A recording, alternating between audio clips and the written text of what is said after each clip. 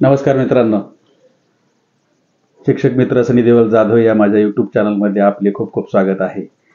2023 मध्ये आंतरजिल्हा बदलीचा 6वा टप्पा सध्या अंतिम टप्प्यात आहे. परंतु आंतरजिल्हा बदली झाल्यानंतर संवर्ग 2 मधील शिक्षकांना कशा प्रकारे पदस्थापना शाळा दिल्या जातात या संदर्भातचा हा व्हिडिओ आहे. कारण अनेक कोकण भागातील जे शिक्षक आहेत त्यांना जोडीदाराचा जिल्हा मिळणार नाही आहे, परंतु शेजारी जिल्हा मिळण्याची दाट शक्यता आहे.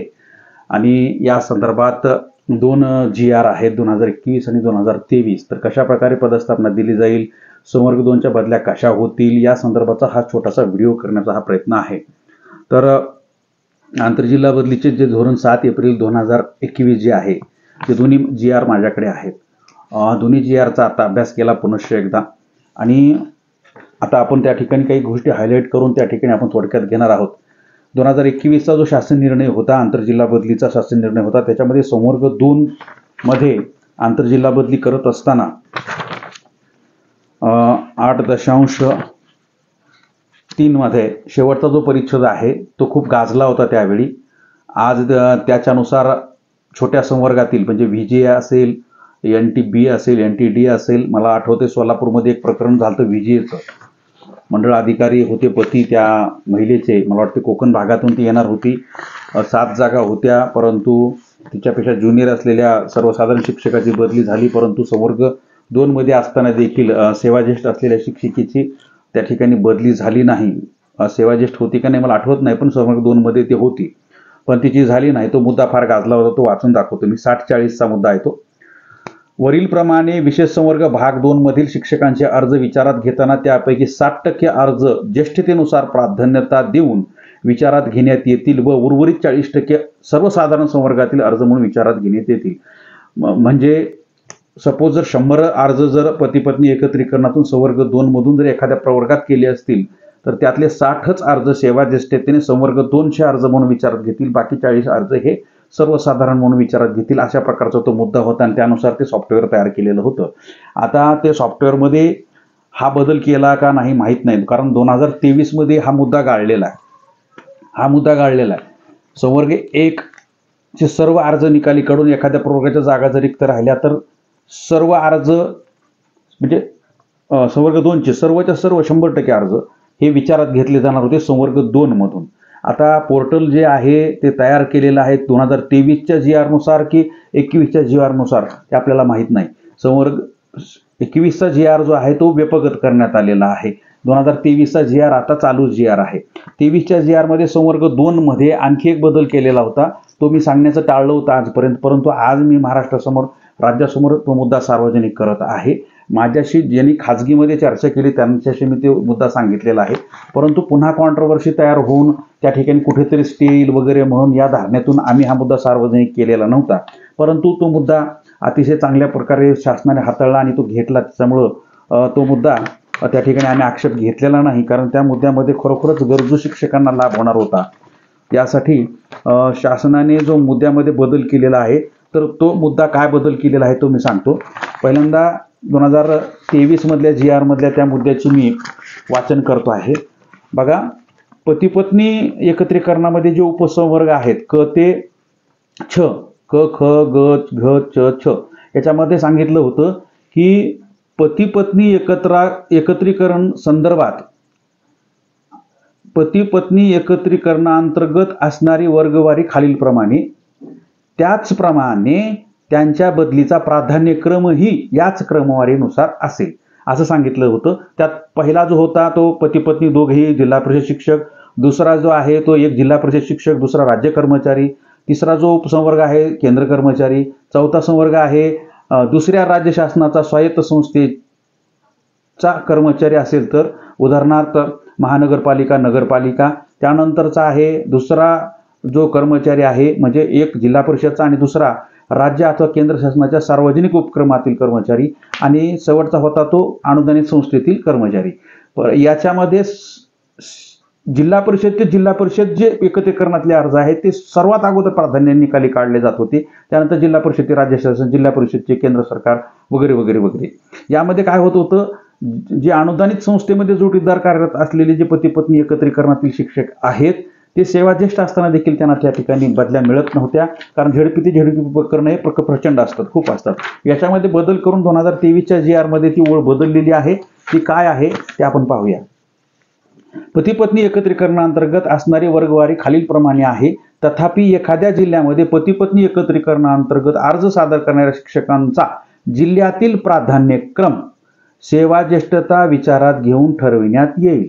त्यांनी पती पत्नी एकत्रीकरणाअंतर्गत येणारे उपसंवर्ग त्यांनी सांगितले, परंतु प्राधान्यक्रम रद्द या ठिकाणी केलेला आहे. कोणता प्राधान्यक्रम रद्द केलेला आहे? झेडपी ते झेडपी, म्हणजे दोघंही पती पत्नी जिल्हा परिषद शिक्षक आहेत यांच्या एकत्रीकरणाला 2021च्या GR नुसार प्राधान्यक्रम होता, पण 23 मध्ये प्राधान्यक्रम तो दिलेला नाही.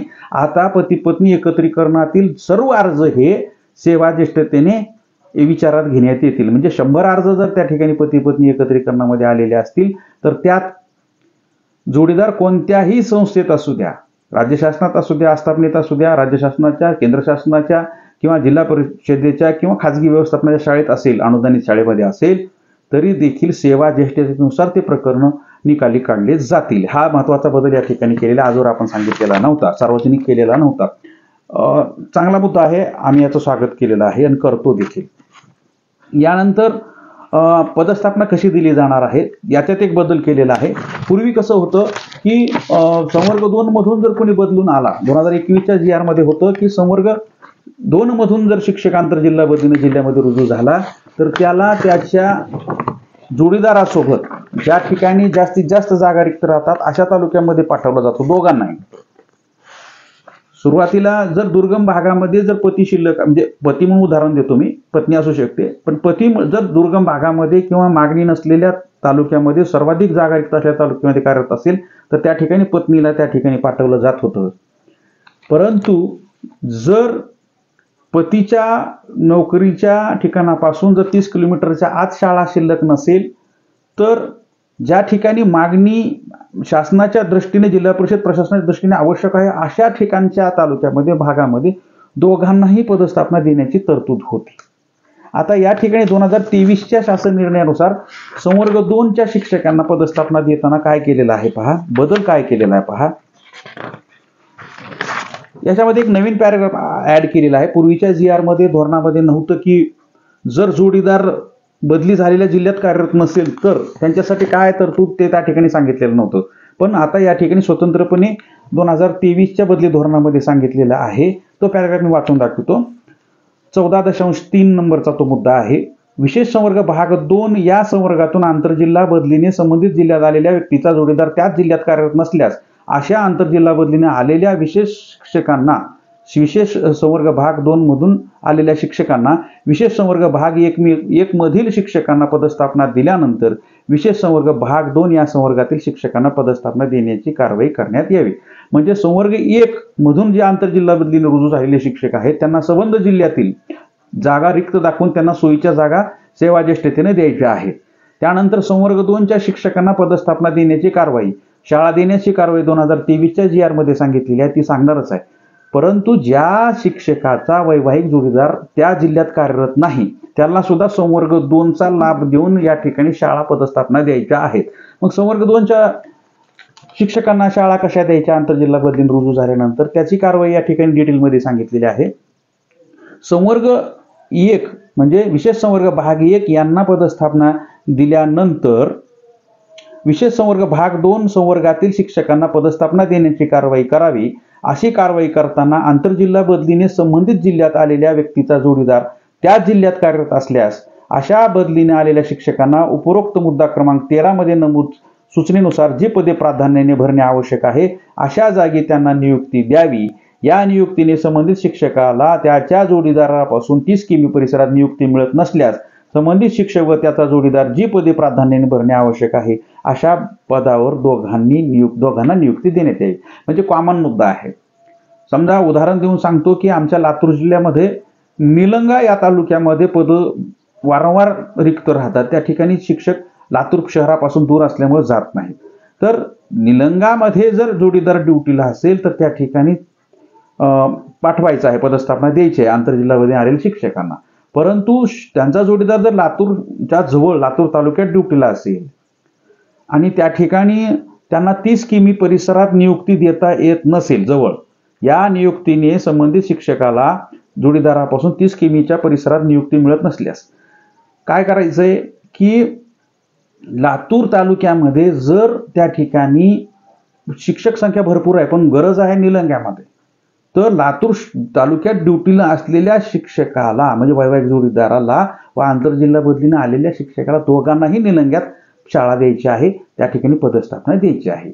आणि ही कारवाई करत असताना याच्यात देखील या शिक्षकांना म्हणजे कोणत्या, ज्यांचा जोडीदार त्या जिल्ह्यात कार्यरत नाही त्यांना त्या ठिकाणी पदस्थापना देण्याची, प्राधान्य देण्याची कारवाई होणार आहे। म्हणजे लातूर जिल्ह्यामध्ये त्यांचा जोडीदार नाही, सोलापूरमध्ये आहे किंवा शेजारचा जिल्हा नांदेडमध्ये आहे, बीडमध्ये आहे किंवा धाराशिवमध्ये आहे, तर या संवर्ग 2च्या शिक्षकांना पदस्थापना देत असताना ज्यांचा जोडीदार इथं नाही त्यांना सुद्धा प्राधान्याने या ठिकाणी संवर्ग 2चा लाभ दिला जाणार आहे। म्हणजे 50% शक्यता त्यांना त्यांच्या वैवाहिक जोडीदाराच्या जिल्ह्याच्या बाजूने पदस्थापना मिळण्याची शक्यता आहे।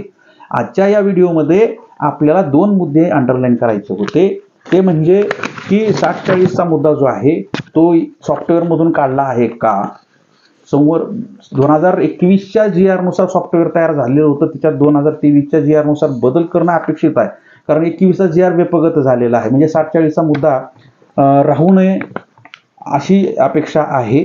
त्यानंतर जिल्हा परिषद ते जिल्हा परिषद एकत्रीकरणाचा प्राधान्यक्रम होता, तो प्राधान्यक्रम 2023 मध्ये राहिलेला नाही, त्यानुसार सुद्धा सॉफ्टवेअरमध्ये बदल झाला आहे का ते आता बदल्या झाल्यानंतर लक्षात येईल, तो बदल होणे अपेक्षित आहे।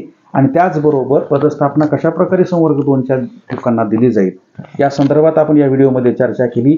विशेष संवर्ग भाग 1 यांच्या बदल्या जवळजवळ 100% होण्याची शक्यता आहे, कारण भरपूर जागा आहेत यावेळेस, ज्या ठिकाणी कमी जागा आहेत त्या ठिकाणी सर्वच्या सर्व 100% जागा संवर्ग 1चे शिक्षक व्यापू शकतात। उदाहरणार्थ सोलापूर आहे, सोलापूरमध्ये धाराशिव, लातूर आणि स्वतः सोलापूरचे संवर्ग 1चे शिक्षक येऊन खुल्या प्रवर्गाच्या, जास्तीत जास्त आम्ही खुल्या प्रवर्गाच्या बाबतीतच बोलत असतो, परंतु त्या अनुषंगाने इतर प्रवर्गाचं होऊ शकतं, तर सोलापूरच्या जागा ज्या आहेत ते संवर्ग 1चे शिक्षक पूर्णतः खुल्या प्रवर्गाच्या व्यापू शकतात। आणि दोन्हीही GR पाहिले तर आणि 23चा GR जास्तीत जास्त हा संवर्ग 1 धार्जिना आहे, त्यांच्या तडाख्यातून मागे मी वाक्य वापरलं होतं की संवर्ग 1च्या तडाख्यातून रिक्त पदं शिल्लक राहिली तर ती संवर्ग 2ला मिळतील आणि संवर्ग 2च्या वादळातून जर पदं शिल्लक राहिली तर ते रिक्त पदं सर्वसाधारणला मिळतील। मागच्या वेळी ज्या बदल्या झाल्या त्याच्यामध्ये जास्तीत जास्त बदल्या ह्या सर्वसाधारण शिक्षकांच्याच झाल्या होत्या हे मान्य आहे, परंतु रिक्त पदावर त्या झाल्या नव्हत्या, जास्तीत जास्त बदल्या ह्या साखळीनं झालेल्या होत्या। यावर्षी देखील असाच प्रकार जे प्राईम जिल्हे आहेत, सोलापूर असेल, नगर असेल, त्या ठिकाणी नांदेड असेल, हिंगोली असेल, या ठिकाणी जास्तीत जास्त बदल्या रिक्त पदावर या संवर्ग 1च्या होतील आणि त्यानंतर संवर्ग 2च्या होतील। आणि हिंगोलीसारख्या ठिकाणी खुल्या प्रवर्गाच्या जागा जास्त आहेत, त्या ठिकाणी थोड्याफार प्रमाणात रिक्त पदावर सर्वसाधारणच्या देखील होतील। तर संवर्ग 1 आणि 2 मधील आंतरजिल्हा बदलीने येणाऱ्या शिक्षकांना, करू इच्छिणाऱ्या शिक्षकांना खूप खूप शुभेच्छा, अभिनंदन। आणि सर्वसाधारण शिक्षकांनी रिक्त पदावर आंतरजिल्हा बदली मिळण्यासाठी प्रार्थना करावी ही विनंती। विनोदाचा भाग नाही, हा भाग आहे संघर्षाचा। धन्यवाद।